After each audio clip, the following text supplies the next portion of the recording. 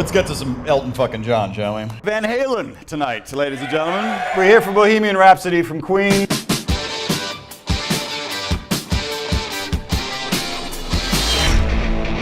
I am Christian James Sand. I host the session.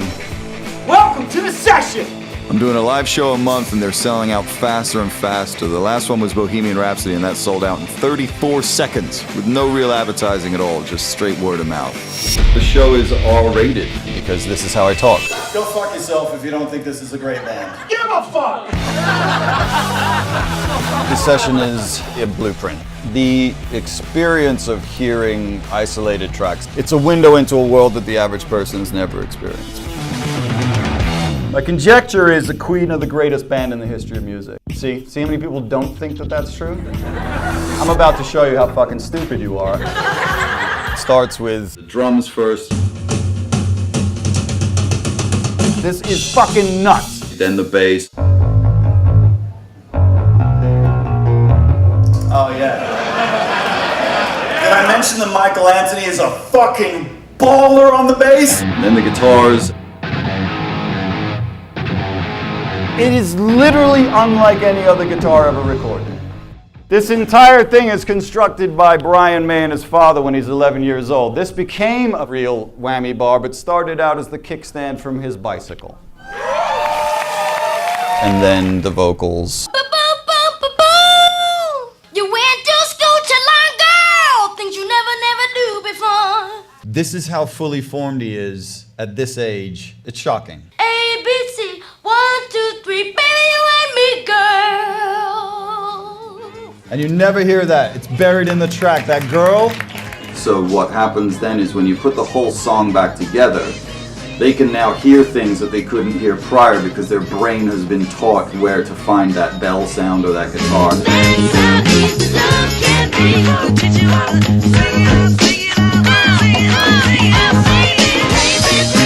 What the fuck, dude? The stories that I've attached to the song will now poke themselves through the song as well as the musical instruments of it. This guitar tone had never existed prior. The guitar player had gone through a particularly rough breakup, and he was actually contemplating killing himself, and he had the razor blade, and he was like, instead of killing himself, what he did was he just hacked his guitar speaker of the amp. That's the sound of a fucking guitar amp that a teenager cut up because he was having such a My Chemical Romance moment. It's no longer just the song. It is the song and the story and the players and the context.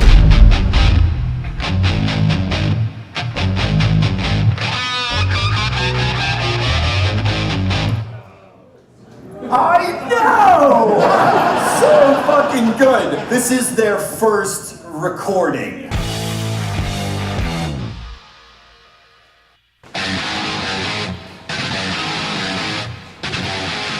I have worn just about every hat that you could wear in the music industry. I've played and I've worked at labels and I've been on the road and worked in radio, all in service to music. Having done that album, I felt like I had to leave Genesis because I wanted it to be me more.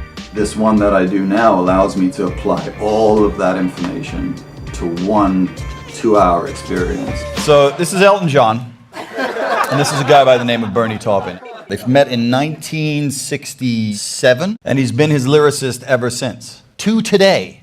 What is this relationship? This guy gets to have his life perspective sung by this dude.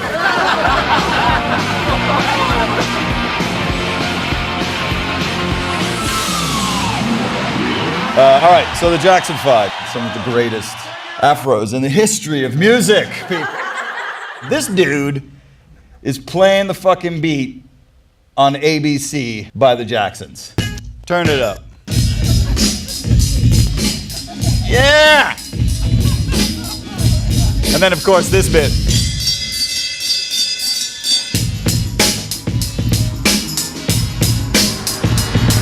This is a fucking white guy. I've absorbed facts and pieces of trivia. Elton John took 3 days to write every song on this record. Not 3 days to write Candle in the Wind, 3 days to write every single, did you fucking hear? 3 days. And he admits he was like, he hadn't even discovered drugs at this point. Sick! I mean, that's why I labeled it sick. Look at this freaking live show.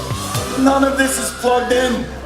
Useless! And when you get to show those little secrets, I just watch everybody in the room go, what? Freddie Mercury recorded the entire last record they did together knowing that he was gonna die. Mama,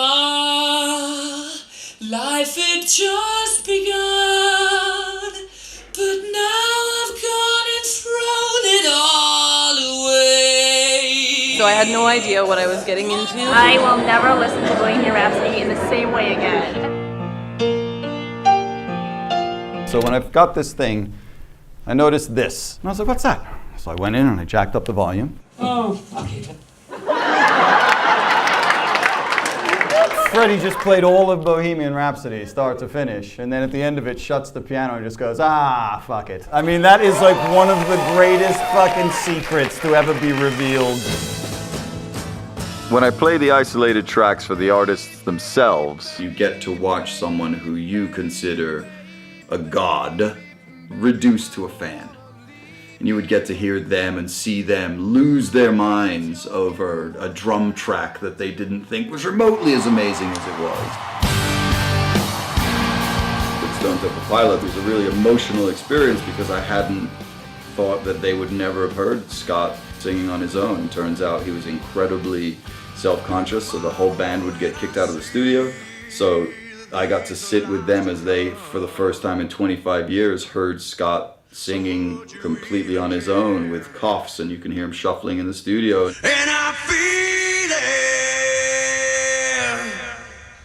it.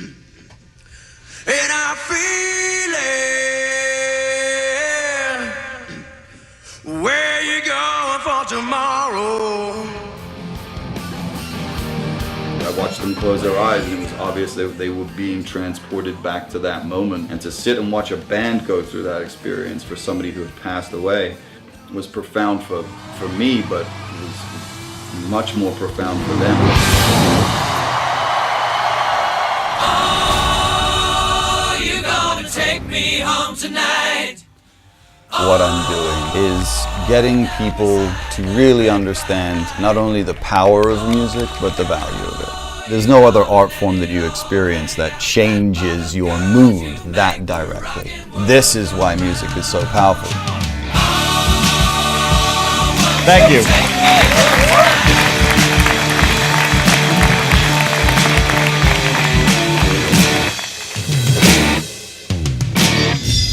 I'm white, motherfuckers, I'm white! Yeah!